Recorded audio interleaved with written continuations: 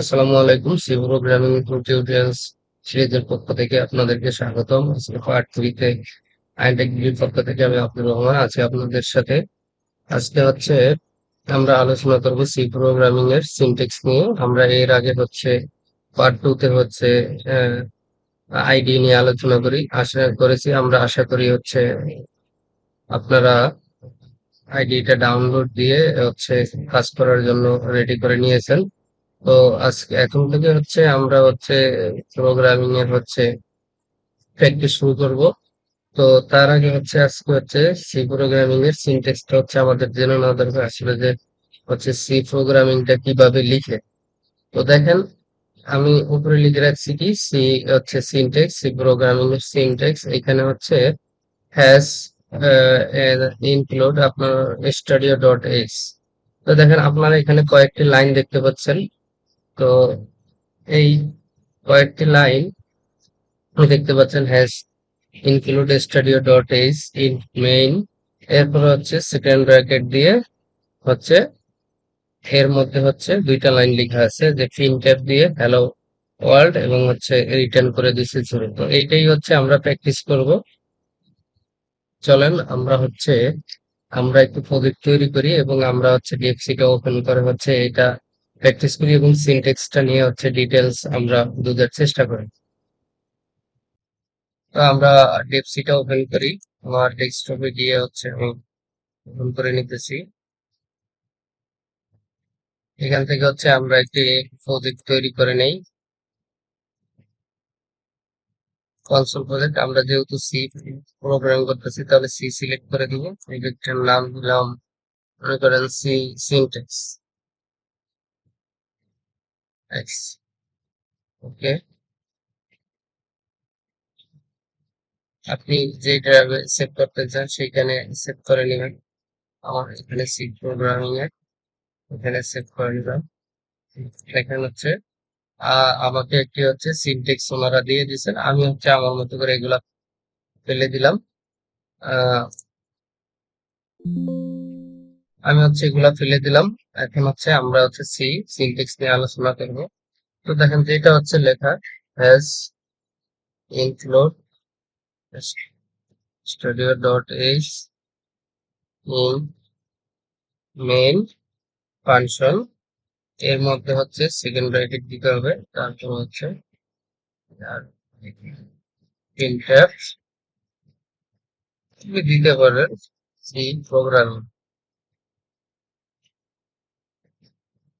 Semicolon, তারপরে আর আর return 0। এখন আসেন, আসলে সিনট্যাক্সটা কি? আসলে সিনট্যাক্সটা যে কোনো কাজের একটা গঠন, যে আসলে কাজটা কিভাবে হবে, আপনার শুরুটা কিভাবে হবে, শেষটা কিভাবে হবে, সেইটা সেটাই সিনট্যাক্স। যে প্রত্যেকটি কাজেরই একটি গঠন আছে, সেই রকম প্রোগ্রামিং এরও একটা নির্দিষ্ট ধারা আছে যে আপনি এই যে আমরা কোড গুলো লিখতেছি কিভাবে লিখবো, কোথায় লিখবো, ঠিক আছে? তো সেটাই সিনট্যাক্স। তো সেই প্রোগ্রামিং এর সিনট্যাক্সটা দেখেন, প্রথমেই আপনি হেডার ফাইল গুলো যুক্ত করবেন। হেডার ফাইল কি? যেমন এই যে has include studio dot H, এটা একটা হেডার ফাইল।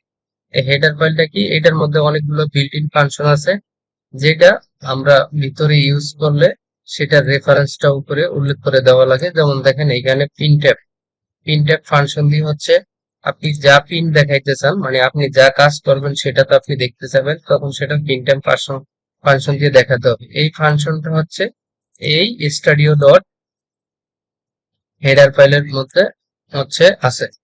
তো সে সে এই রেফারেন্সটা যদি আপনি উপরে না দেন তাহলে এই প্রিন্টএফ ফাংশনটা কাজ করবে না।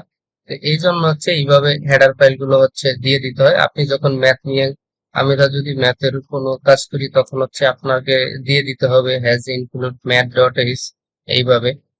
তো এখন দেখেন, প্রথমে আমাকে হেডার ফাইল দিতে হবে, এরপর মেইন ফাংশনটা শুরু করতে হবে। প্রোগ্রামিংটা মূলত এইখান থেকে এক্সিকিউট হওয়া শুরু করে, মেইন ফাংশনের ভিতর থেকে। মেইন ফাংশনটা শুরু হবে আমার সেকেন্ড ব্র্যাকেট দিয়ে, সেকেন্ড ব্র্যাকেট শুরু আর সেকেন্ড ব্র্যাকেট শেষ। এর মধ্যে আমরা যা কিছু করব সেটাই এক্সিকিউট করব। প্রিন্টএফ অ্যাপ এটা দিয়ে হচ্ছে আমি একটু ছোট করে দেখালাম, এর মধ্যেই হচ্ছে আমরা আমাদের এই সেকেন্ড ব্র্যাকেটের মধ্যে সমস্ত কোডগুলো লিখবো। প্রিন্টএফ অ্যাপ দিয়ে হচ্ছে আমরা আগেই বলেছি যে আউটপুট দেখায়, তো দেখেন এখানে আউটপুট দেখায় এবং প্রত্যেক আউটপুট দেখাবে আমরা এটা রান করলে, এবং প্রত্যেকটি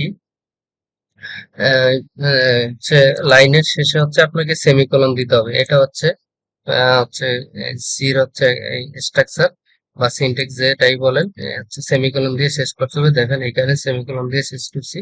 আর রিটার্ন জিরো হচ্ছে এটা দিয়ে হচ্ছে বোঝায় যে হচ্ছে আপনি আপনার প্রোগ্রামিং এর হচ্ছে যা কিছু লিখবেন সব শেষে এটা দিলে হচ্ছে মানে প্রোগ্রাম বুঝে যে হচ্ছে এই প্রোগ্রামটা এখানে শেষ করা হয়েছে। তাহলে আমরা সিনট্যাক্সটা আবার একটু রিভিউ দিই। দেখেন প্রথমে হেডার ফাইল দিবা, আর মূল কাজটা শুরু হচ্ছে মেইন ফাংশন থেকে। মেইন ফাংশন হচ্ছে এই মেইন লিখে হচ্ছে দুইটা ব্র্যাকেট যদি এইভাবে থাকে তাহলে বুঝবেন যে এটা একটা ফাংশন, আর এই সেকেন্ড ব্র্যাকেটের মধ্যে আমার সমস্ত কাজ হবে। এখানে আমরা কিছু একটা কাজ করেছি এবং রিটার্ন জিরো দিয়ে হচ্ছে এই প্রোগ্রামটা যে এখানে শেষ এটা বুঝাইছি। আর হচ্ছে সেমিকোলন, প্রত্যেকটা লাইনের শেষে হচ্ছে এরকম সেমিকোলন দিতে হবে। আশা করি সবাই বুঝতে পারছেন। তো আমরা এখন হচ্ছে এই প্রোগ্রামটা এখন রান করে দেখবো। তো তার প্রথমেই আমরা আগেই দেখেছি যখন আইডি সেট আপ দিয়েছি যে রান করার আগে আমি হচ্ছে কম্পাইল করে নিব, দেখবো যে হচ্ছে আমার কোনো ধরনের ভুল ত্রুটি আছে কিনা। দেখেন এরর জিরো, ওয়ার্নিং জিরো। আমরা যদি এখন রান করি আমাকে দেখাবে হচ্ছে কি সি প্রোগ্রামিং। দেখেন আমাকে দেখাচ্ছে হচ্ছে কি সি প্রোগ্রামিং। তো আশা করি সবাই বুঝতে পারছেন। আমরা হচ্ছে এইরকম আজকে থেকে মোটামুটি প্র্যাকটিস শুরু করলাম, এবং প্রথমে হচ্ছে প্রজেক্ট বানিয়ে আপনাদেরকে দেখাইলাম এবং হচ্ছে এসব সিনট্যাক্স সম্বন্ধে বললাম। আগামী নেক্সট ভিডিও থেকে হচ্ছে আমরা এই ধীরে ধীরে প্র্যাকটিস শুরু করব, এবং আপনারা যারা একেবারেই নতুন আপনারা হচ্ছে ধীরে ধীরে আমার কথাগুলো লক্ষ্য করুন এবং বারবার শুনুন, তাহলে হচ্ছে বুঝতে পারবেন এবং আপনারা প্রোগ্রামিং এ ভালো করতে পারবেন।